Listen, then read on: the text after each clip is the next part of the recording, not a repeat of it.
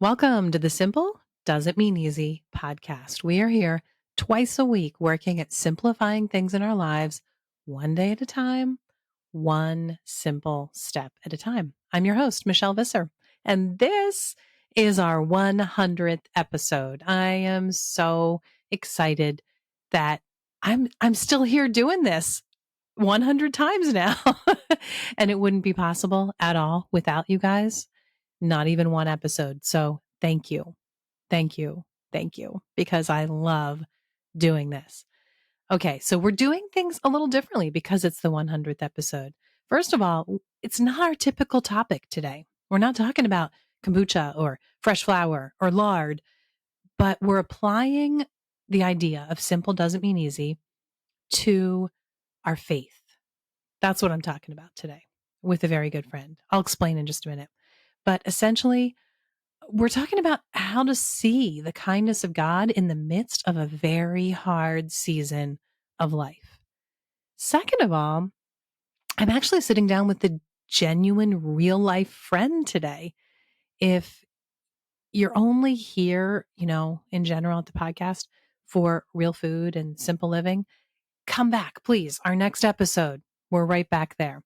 But if you'd like to sit down today with me and a very good friend, and chat with us about the kindness of God, well, I am elated that you are here.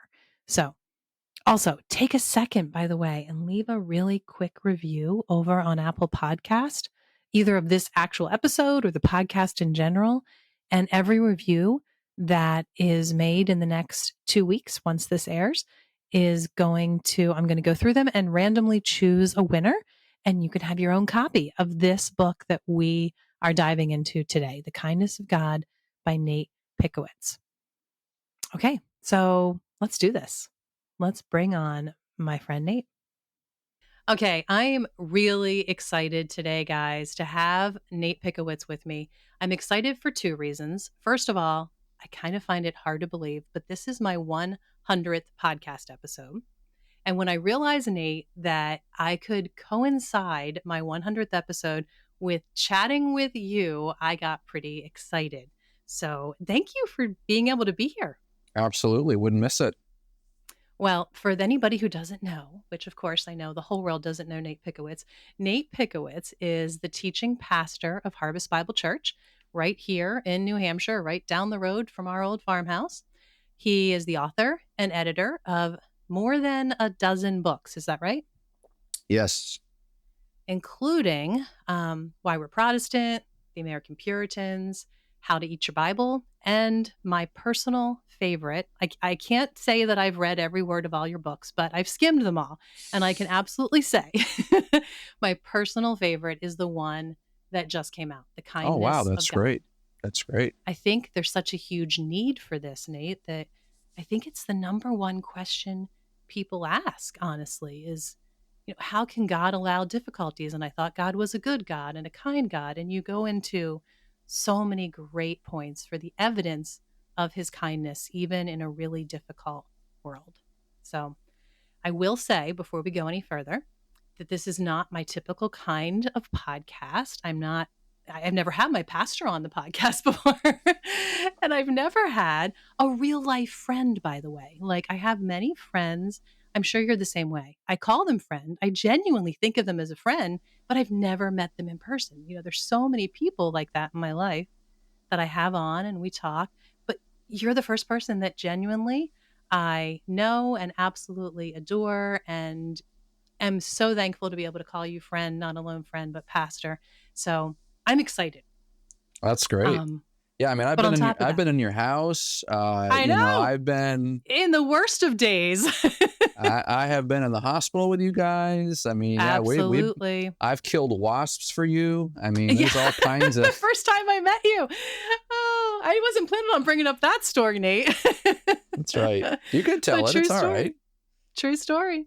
And I've seen you in your days of preaching in your dungarees, as my dad would say. Yep. That's right. That's right. On a very personal note, I wasn't planning on sharing this, but Nate, I absolutely am so honored that he is the only person in my life that he will still occasionally throw in once in a while the name that only my dad called me. And when dad went on to be with the Lord and I was missing him severely, Nate knew this fact. And every once in a while, he'll call me, what will you call me? Shellsy. Shellsy.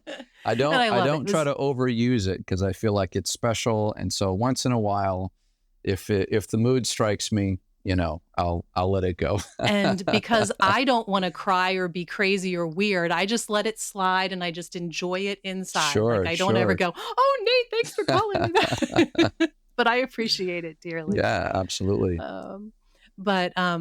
Okay, so typically I have guests on and we're talking about things like sourdough bread and fresh flour and kombucha and, gardening but all of those things, that's different than what you and I are going to be talking about today. But I was thinking the overall title and whole point of my podcast, the fact that simple doesn't mean easy, absolutely relates to our faith as well, in the sense that it's really simple to think about. Sure, God is a good God. And we hear people say it all the time, God is good. But when you're in a concrete time of your life that you feel like you're literally drowning and difficulties are overwhelming, it's not so easy to hold on to that simple truth. Right. So that's what your book is about, and that's what we are talking about today. So how about we start at the end? Do you ever read the last page first of a book? No, I don't. I knew you would say no. I don't either. I'll be honest. I don't. That's just wrong, right? Yeah. But when I got to the acknowledgement section, which I did not read first, I did read it at the end. And I'll be honest, sometimes I don't read the prelude and the acknowledgments. I bet you always do, though.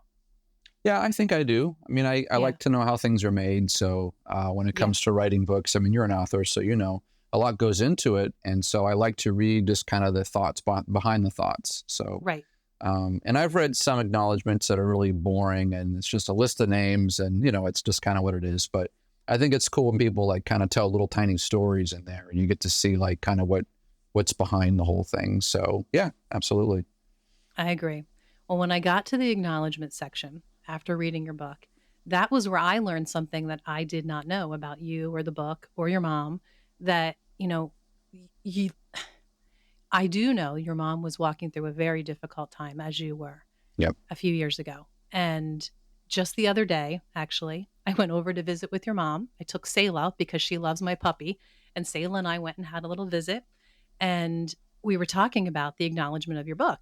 And she was saying how good it is that, well, two things. First of all, when she was literally on death's door and she really truly thought she wouldn't wake up the next morning, how she was at utter peace. And that was so interesting for her and I to sit and talk about that. And then she also went on to say, and to think that that really hard time was part of what led to Nate, putting out this book and how it can bless others. So is that true? I mean, did I don't know the timing of when you started the book, but how much did that impact the book? Yeah, no, it's a great question. So I've been working on this book for a couple of years now. I think I pitched the idea to Moody. I think at this point, it's probably 2 years back. So I had already intended to write a book on God's kindness. I had been in my prayers. It was one of those things, like when you pray and you kind of just find yourself defaulting to certain kinds of things because that's like kind of present in your life right now. So when I would pray, I would thank God for his kindness. And I've been doing it for years. And I would just kind of like relay the different ways that God was kind and that God was good to me. And so that was the idea. I was like, I wonder if there's a book on God's kindness. And, you and I have talked for years about stuff like this, but my methodology is that if I can't find a book about something that I'm interested in and it doesn't exist in what I can find, I go and write that book. So I couldn't find something on the kindness of God specifically. So I endeavored to write the book. But as I was in the midst of writing and studying and even preaching, like the chapter on suffering was a sermon I preached at Harvest. So in the process of going through that, that's when my mom went through her health trial. And, I like to try to protect my family in terms of all the details. But, she went through a really bad injury and it led to her almost dying. And so I just remember visiting her in the hospital and and just trying to help her and my stepdad sort of navigate this whole issue.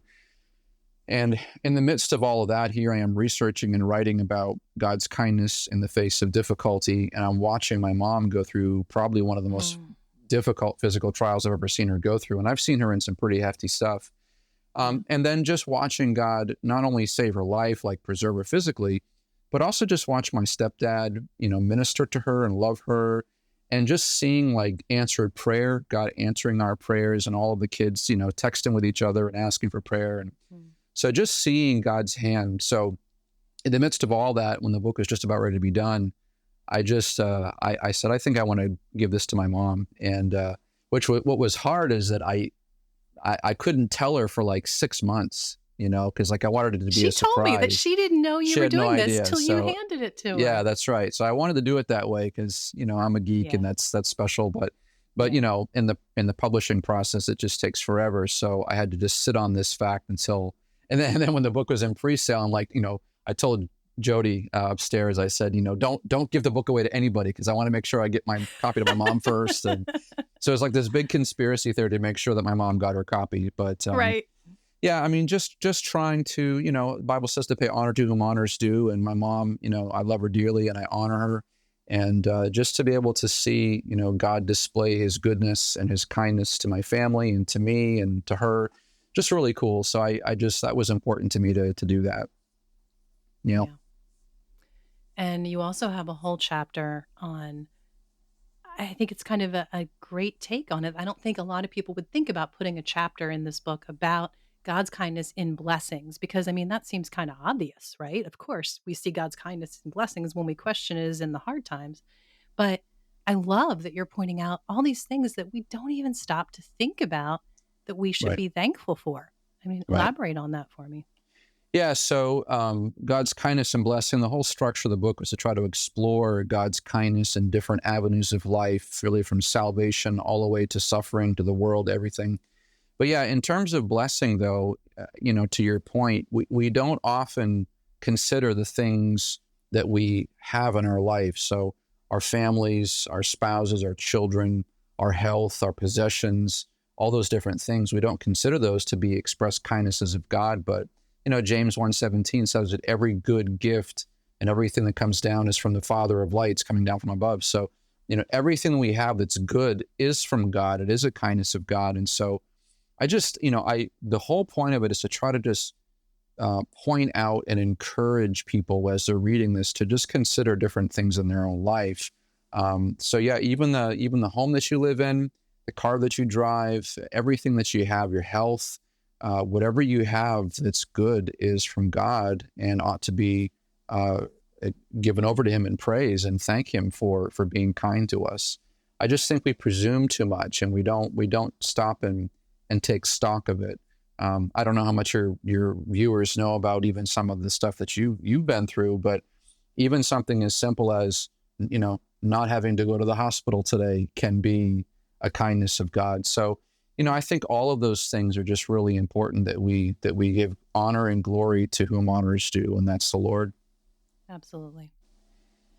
And then you have, I think what I shouldn't say this. There was a lot of things I really loved about your book. I know that you are not an underliner, but my copy, I'm sorry to tell you, I have underlined a lot. I've marked up your book. But what I was going to say is one thing I really, really loved were the stories. I'm such a story person anyway. I mean, you knew my dad. My dad would sit back, wrap his one leg over the other, put an arm up, and he would talk for hours. It doesn't matter if somebody was listening. He had stories to tell, right? That's right. But I've always loved a story. So you use real life stories to really convey a lot of these topics about the kindness of God. Yeah. And I remember, of course, I'm elated that I actually have walked through these stories as well. And I know these wonderful people. And I remember the day that the prayer request came in about a member of our church and his eyesight was doing really weird things. And we come to find out that there was a cancerous tumor wrapped around his optic nerve. And you talk about Tom and his amazingly wonderful wife, Wilma. And the story, I think, is just such a perfect story to show the fact that one of the other ways we can really see the evidence of the kindness of God is the people in our lives and how Right. God uses them as his hands and feet and how they bless us. So could you share a little bit about Tom and Wilma's story? Okay, guys, I hate to do this, but I'm going to have to pause really quickly to let you know that today's episode is sponsored by truly a company that I have been going to, using, and loving for years. So it's a thrill to have them sponsor the podcast. Let me tell you, first of all, before I tell you about the company, a botanical, if you don't know, is a plant or a part of a plant that is valued for its medicinal or therapeutic properties. And I love to forage botanicals. If you follow me on Instagram, it's something I share there every spring and summer. And I often have you guys reaching out to me saying, oh, but that doesn't grow near me, or I don't know where to find that near me, or I don't have the time to look for it and then dry these herbs. I love it that you can do that, but I don't have the time. Whatever it might be that might keep you from foraging for some amazing therapeutic, nutritional, medicinal botanicals. um, and let me tell you, there's no excuse because Positively Botanicals has an amazing selection of a lot of the very things that I'm out there working hard foraging and dehydrating.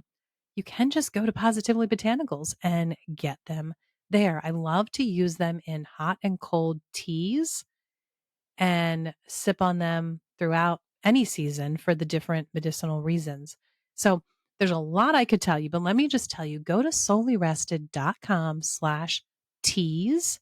So it's SOULY rested.com/TEAS. There's a whole bunch there about teas in general, but if you scroll near the bottom, that's where I explain more about botanicals, my favorite ones. I link to Positively Botanical and I leave the code there that you can use to save if you would like to try some of these great botanicals. So go to soulyrested.com/teas. Also, I want to tell you at the end, I'm going to explain more, but while you're at soulyrested.com, check out the page/free as well. We have an amazing giveaway going on. Some friends and I have gotten together. We're working with some great brands, and we are giving away amazing gifts to our followers every single day, all March long. I'm talking about things in the grand prize like a dehydrator that you could dehydrate your botanicals, and a grain mill, and a farm to fork feast. Really great stuff. And that's just scratching the surface. So go check out soulyrested.com/free for more information about the March giveaway going on. Yeah. So it's funny because I'm a teacher and I'm into doctrine and I just want to get the information out. And then it's usually the publisher that will say, Kate, can you tell a couple of stories? Can you kind of, Yeah. and I do illustrations, but, I think setting things in the context of real life is really helpful. And, when we all as a church walked through, Tom's ordeal, and taking a taxi 2 hours to Boston every day for a month, to get treatment, it just really did something for our church. I feel like it catalyzed all the members of our church, and it did a lot, I think, for Tom and Wilma. But in the process, like you mentioned, it really was an opportunity for people to display kindness to that family. And even people who didn't know the couple, even people who weren't acquainted with them. There was even people who weren't going to our church at the time that signed up on this treatment taxi to go and bring them basically 4 hours round trip to the hospital to get a 10-minute treatment. So it was a huge commitment by a lot of people, but it was just remarkable. And, I consider, in the chapter talking about Ephesians 4:32, that we are to be kind toward one another, tenderhearted, forgiving each other as God in Christ has forgiven us. And the idea being that, for Christians, we've been forgiven a lot when we've been shown a lot of kindness. So therefore, the natural, supernatural response is to be kind to other people as well. So I had to get permission to tell the story. I never want to overexpose people. I don't want to use stories in a way that's going to be, inappropriate. I don't want to, I'm trying to think of the word. I can't think of it. But but yeah, when I got a chance to sit down with them, they were just happy to share. And it was a lot of fun to just kind of relive those things with them, even in the trial, still the blessings and the kindnesses. So yeah, it was really cool. Yeah. And Tom, even you put a quote from Tom, and I believe it's from when he spoke. I think you literally were quoting from when he spoke in front of the church after all of this had happened. And he said, "I'm thankful for the tumor. Yeah. I'm thankful for the surgery. I'm Yeah. thankful for the radiation, all of it." And wow. But when we step forward in faith and do that seemingly maybe little thing, maybe it seems big. Driving to Boston's a big deal for me, so that's but how it can make somebody someday say something like that, which makes Yeah. no sense. How does that make sense? Right. In an earthly economy, it doesn't. That's right. That's right. Yeah, I mean, it's just a remarkable thing. And I think that, going even into the whole issue of suffering too, that God uses the trials, he uses bad things to accomplish a good end. And even just to go to, since we're talking about a little bit about horticulture here, I remember leading a small group, and one of the guys in the small group was working for a landscaping company. And he says, there's actually a tree that won't grow unless it's been germinated through a fire. I think it's called the ponderosa pine. And the ponderosa pine has to endure. So when there's a forest fire, something about that fire cultivates the seed. And so these trees grow in the fires, literally the fires of adversity, and become these big, huge, amazing things. I actually have a piece of ponderosa pine on my desk. He gave it to me after the illustration. That's so cool. So I'll tell you about it off camera sometime. But this idea that the trials are the seed bed for which we're able to grow in our faith, and we experience them all the time in different ways. But even in the midst of trial, we can see God's kindness displayed to us, and we become all the more thankful because it's very clearly, when everything else is gone, when all hope is lost in ourselves, and he shows up and does something, it's very clearly him. And then you get the opportunity to praise him for it. So yeah, I love that kind of stuff. Yeah. Yeah. Well, you start and actually end the book. I was so glad because you didn't really tell a lot about the story. And then I got to the end and I was so glad that you wrapped it up. But you start and end the whole book with the story about Susan.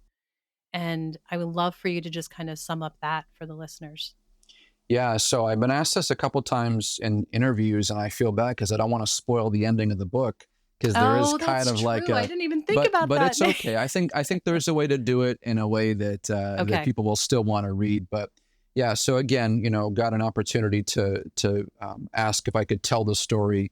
As you know, a woman from our church, Janet, her daughter was diagnosed with a malignant cancer, and she just had a really hard life. And in the beginning of the story and beginning of all this, she was very resistant to the Lord, very resistant to the gospel. You know this personally because you were one of the folks that went over and ministered to her and helped her. And so she was very just angry, oppositional, and by all earthly sense, she was entitled to be because she just had such a bad life, again, earthly speaking. But then, through the whole process, if we're going through this, by the end, going to visit her in the hospital in her last days, seeing that God had changed her, that she was no longer resistant to the Lord, to the gospel, but actually was being drawn toward the Lord. So even that, is an example of kindness, because if God can use a malignant cancer to draw a person to himself and to save them and bring them into eternal life, then frankly, the cancer is worth it. On earth, it's not. Earthly wise, it's a terrible thing. It's the worst thing, and I would agree, it's terrible. But in God's heavenly economy, if he uses a small little thing on earth to accomplish an amazing thing in heaven, then isn't that worth it, again, in God's economy? And so that's really the testimony of God's faithfulness, even through the midst of a terrible ordeal. And just to spend some time with Janet after the fact, and just hear her retelling of all these different things, and to share that with her, that she walked away with confidence that Susan had professed faith in the Lord and had a change of heart. She was a different person toward the end than she was even a year before. So it just felt appropriate to try to tell that story. And Janet was gracious enough to let me tell it in the hopes that it would impact a lot of people and point them to Christ. So that was the whole point of doing it. Yeah. Yeah. And I had known some of the story that you end the book with after talking with Janet, and she had shared with me how you were singing in the hospital room. Yeah. But what she didn't tell me, and I didn't even think to ask, I mean, I don't know, you don't really ask that when you're talking about something so serene, but I didn't ask what you sang. Like, I just didn't even ask. But you shared in the book. And Nate, I got to tell you, I haven't actually told this to anyone, I don't think, but when I got to that part of the book, I started to tear up because that song is so meaningful to me. It's, you're such a song person. You probably have 800 songs that mean something to you, and you have moments that you relate to that song. But I have a few songs in my life that I literally have a moment that I equate to that song, and that's one of them. And the song is He Will Hold Me Fast. And back in September 2016, it was a Sunday afternoon. It was like a beautiful Indian summer that year, and I had taken the paddleboard out to the little beach area, on our lake here. And it's a little spot where our church goes for baptisms. And I had stopped there and I was swimming and I was floating in the really warm water. I couldn't believe it was so warm, end of September. And that song, I couldn't get it out of my head. We had sung it in church that morning and it was just running over again and again in my head. And I started weeping. Like, if I hadn't been in the water, I just would have been covered in water, because I realized this had been after 9 months. You alluded to it a minute ago, and it's not something actually I've talked about here on the podcast. But there had been 9 months before that were the hardest in my life. And genuinely the only time in my life that I very much questioned the kindness of God. Yeah. And I felt like I was drowning sometimes in confusion, knowing that God was a loving God, knowing that everything in my life up until that moment had shown me He cared about me and He was holding me in His hands. But then those moments happened and those things happened that were out of my control, that I had a daughter in severe pain, that I couldn't do anything about it and couldn't help in any way. And I was questioning it, Right. And so that day, it was like everything released, because we had gone through all these different complications, losing mom, losing dad, Jordan having her surgery and having her difficult neurological syndrome. And it all had finally kind of come to an end. We had been to the clinical trial. She was able to somewhat have a life again. And the summer was coming to an end. And all of a sudden, God just made it so clear to me. The Holy Spirit, just washed over my realization that He, that whole time, had me in the hands, not only of Him, but so many people in our life that were caring for us, building us up, helping us in ways I never even knew I needed help with. And literally, He was holding me fast in a time where I was kind of running from Him. And I was really struggling to not have hatred and anger, But the fact that that was the same song that you were singing that moment with Susan and Janet, who Janet I absolutely love, and Susan I had really come to really find so endearing, and I truly was so thankful I could help. And to think that that special moment for them was the same song that God had used to make it so clear to me, Michelle, I had you. I was holding you. That's right. And I put you in the place where you were for this time. We had only lived here a year and a half at that point when all of that we had gone through all that. And we had our family at Harvest that was supporting us. And I think I just went on really long because it's a very emotional moment for me to remember. Oh, yeah. But I was so, so excited to see that was a song that you were singing that day. And I don't know why I sang it. It was like one of those moments where, we had been talking about the Lord, and she was actually, even though she was in the cancer ward, she was smiling and she was joyful. And, it was almost like she was released from the burden and the shame of sin. Like she was in a good place. And it just kind of felt like, I remember I asked her, I said, do you mind if I sing? And she went, sure, and then I looked over at Janet and she's like, yeah, sure. And next thing you know, me and Janet are singing to her, and she's just beaming, smiling, and we're just worshiping God in this cancer ward a couple days before she died, you know. And yeah, I don't know. I mean, we do these things in the moment. I mean, as a pastor, I don't always know what to do. You know, I've been in people's hospital rooms, and sometimes I don't know what to do. Sometimes all you can do is cry with a person. But you know, again, I mean, we are God's hands and feet, and we're just trying to minister His love and His truth and His kindness to other people. And so that's part of our ministry, is to do that. Yeah. I had Drew Dick on a few months ago, and you and I were talking about how funny that we actually both know Drew because you work with Drew through Moody. And that was what we talked about the whole time. Just that, I mean, his book is called Just Show Up. And he even had a story, just like you were saying, about coming into the hospital, and just being there sometimes is all that's asked of us. And God can use even that simple act of just us being there. Yep, that's right. Yeah. Well, where can people find you? Everywhere, apparently. Yeah, I mean, I'm on social media. I'm on Facebook and Twitter. They can go to the church website if they're interested in, you know, the teachings, the sermons there. But, you know, they can find the book on Amazon, on Moody Publishers. It's pretty much available everywhere that Christian books are sold, and as well as my other books as well. I'm like a bad penny. I just keep on turning up everywhere, it seems. So, but yeah, I mean, you can find me. It's not hard. That's my new nickname for you, Nate the Bad Penny. That's all right, that bad penny. Okay, well, again, it's called The Kindness of God, Nate Pickowicz. I absolutely cannot recommend it enough. And thank you so much, Nate, for not bringing out any of my dirty laundry or bad stories about me today. That'll be in the really, outtakes. thank you. No, no. I said that'll be in the outtakes. You know.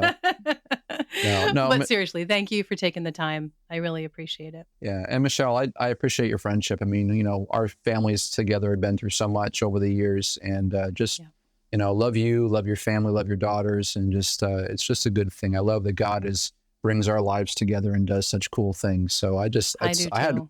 I have fun doing this kind of thing, being on your podcast. It's surreal because I feel like you should be right there in the other room with me, you know, but I know. Here we are. Well, you know, actually, I have mentioned you, I believe, on this podcast before when I've talked about my work and things I was doing, because I was working with you. How long was it? I don't even know. 4 or 5 years. Okay. I think something like that. So. 2018 to recently. Yeah.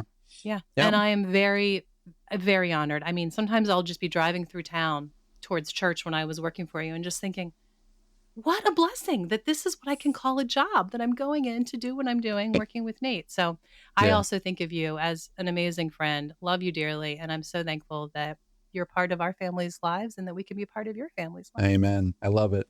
I love it. Thank you, Shelzy. Thank you, Nate. Well, that wraps up our 100th episode. I hope you were encouraged. I hope you enjoyed that.